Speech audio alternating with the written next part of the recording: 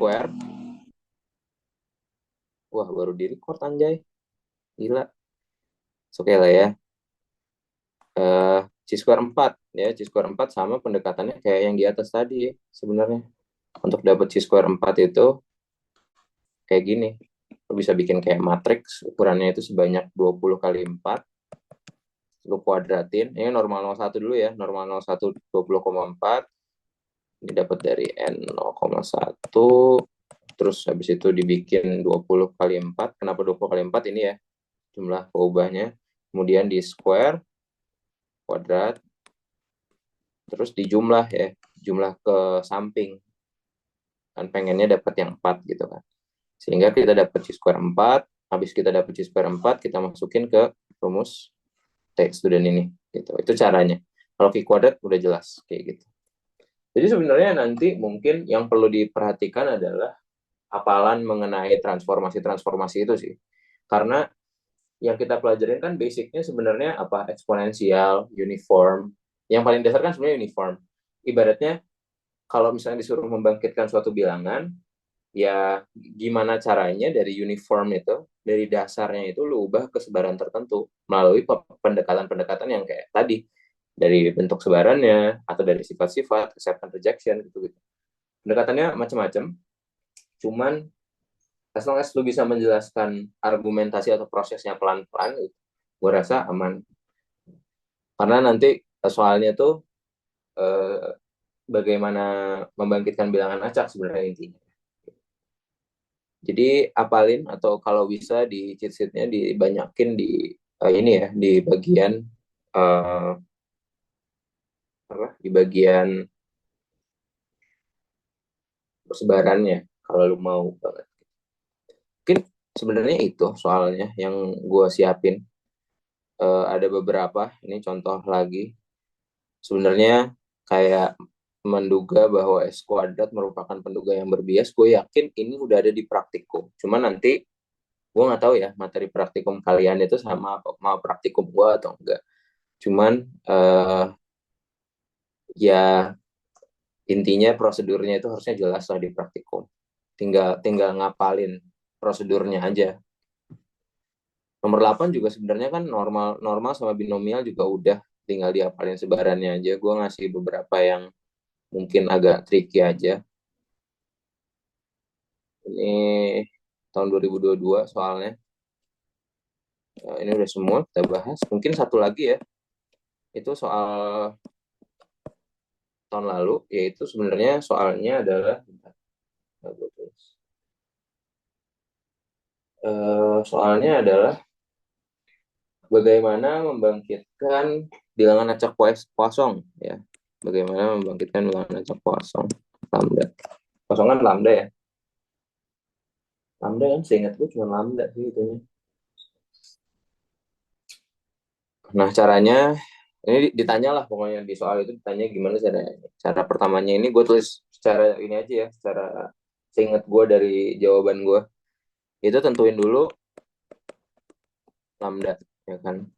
Habis kita tentuin lambda, kita siapin sebuah variabel namanya S0 sama K itu sama dengan 0. Ini secara komputasi ya pendekatan.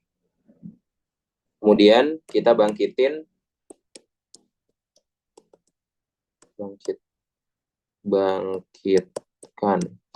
eksponensial 1. Gue baca X.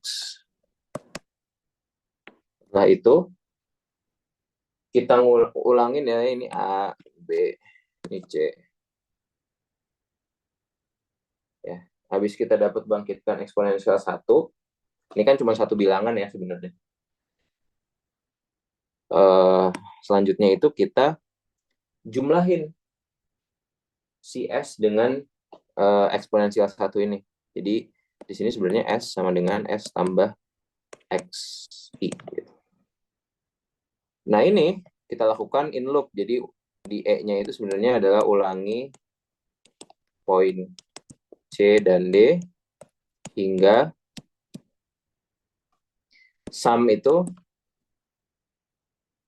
lebih dari sama dengan lambda. Jadi kita kan sebenarnya dari yang 0 kita tambahin eksponensial 1, tambahin eksponensial 1, tambahin eksponensial 1 sampai si jumlah S itu dia itu ngelebihin nilai lambda.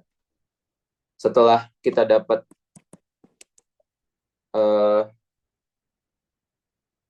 si S nilai lambda, ini kan sebenarnya S ini adalah penjumlahan dari XI ya. Dari 1 sampai K. Nih. Makanya kita perlu nge-track K di sini. Ini muncul di sini. Penjumlahan XI sampai K. Ubah asal kosong adalah K-1. Jadi misalnya anggap setelah kita menjumlahkan sebanyak 5 X eksponensial 1, maka peubah acak kosong yang kita dapat adalah 4. Karena kan peubah acak kosong itu diskret. Jadi bisa dapat K sama 1. Nah ini bisa diulang sebanyak N. N-nya berapa? Gue yakin di praktikum udah dibahas juga, harusnya ini dibahas. Ini yang paling tricky sih sebenarnya Poisson ya. Itu sih, kalau dari gue. Ada yang mau ditanyain dulu nggak? Kalau gue lihat-lihat sih udah sama ya semua.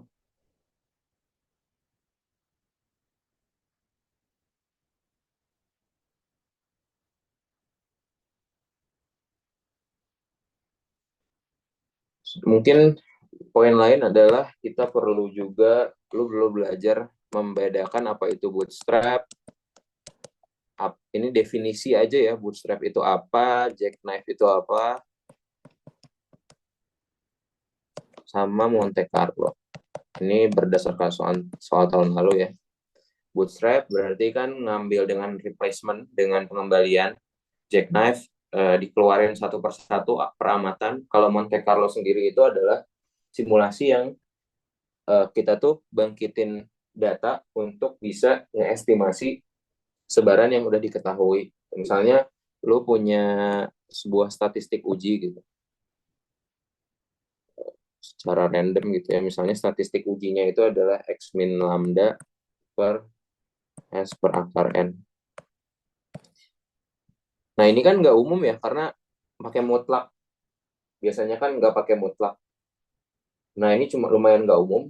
Cuman karena kita punya kayak hitungan empirisnya, dengan Monte Carlo tuh yang perlu kita lakukan adalah ya udah kita ulangin, kita bangkitin X, kemudian kita coba hitung setiap pembangkitan itu dari statistik uji ini. Karena udah nanti banyak statistik ujinya, kan kita sebenarnya bisa ngelihat ya sebaran dari statistik ujinya. Nah, sebaran dari statistik uji ini yang digunakan untuk nanti ngitung di value. Tinggal ngekat di sini. Itu kalau Monte Carlo. Intinya adalah mengestimasi sebaran melalui sebaran yang sudah diketahui melalui yaitu pembangkitan bilangan acak.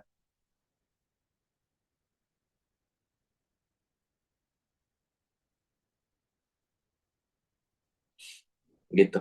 Jadi mungkin dari gua itu untuk tutor hari ini.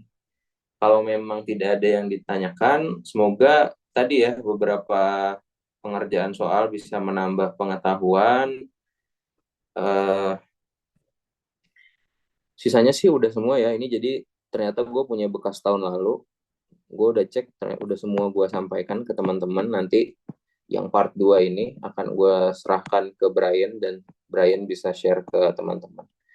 Itu aja sih dari gue. Mungkin ada yang mau ditanyain dulu nggak sebelum diakhiri? Oh, biasanya soal PG itu modelannya bagaimana? Bentar. Soal PG itu modelannya kayak yang pernah kita pelajari sebelumnya, cuy. Yang kemarin kita bahas uh, Google Form ya. Jadi soal PG itu mirip-mirip kayak gitu. Memang agak gacha dengan soal-soal yang kemarin yang kayak secara teoritis yang simulasi itu sistem apalah gitu-gitu. Memang agak gacha sih jujur. Cuman nggak semua tuh se ambigu itu sih menurut gua dan masih banyak yang bisa dikerjain asalkan baca pepet seperti itu. Seingat gue tahun lalu tuh aman lah ya. Temen-temen gue juga pada aman, nggak yang terlalu wow banget nilainya. Gitu. Ada lagi mungkin. Jadi mungkin belajar dari ini ya, dari kalau ada soal-soal Google Form itu kemungkinan bisa jadi dasar untuk belajar soal-soal PG yang bakal muncul. Kalau soal-soal esainya mirip-mirip kayak tadi, harusnya ya. Kan beda beda dosen satu pagi hari. Aspraknya siapa ya? Kalian ya? Bang Jidan, Dan Kak. Bang Jidan sama satu lagi, paralel satu lagi apa gabung? Kak Dalila kayaknya. Oh, oke. Eh, gua nggak tahu tahun lalu tuh kayaknya diperiksa asprak sih kalau esainya. Semoga aman lah ya. Harusnya aman kalau di esai. Yang penting jelas saja pengerjaan. Seperti itu mungkin eh sesi malam ini. Brian ada yang mau ditambahin dulu nggak? Gue kembalikan lah ke Brian. oke, sebenarnya nggak ada Kecil lagi sih. kecil suara lu. Oh iya, bentar.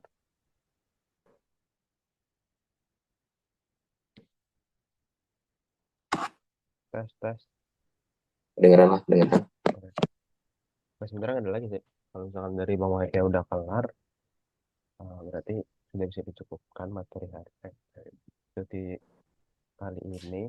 Thank you buat teman-teman yang udah datang. Dan sorry banget tadi ke recordnya kayak udah di akhir-akhir ya. Iya, Jadi jadi ini coba eksklusif eksklusif yang oh datang. iya, yang datang aja ya, datang-datang aja. Oke, udah gitu aja sih.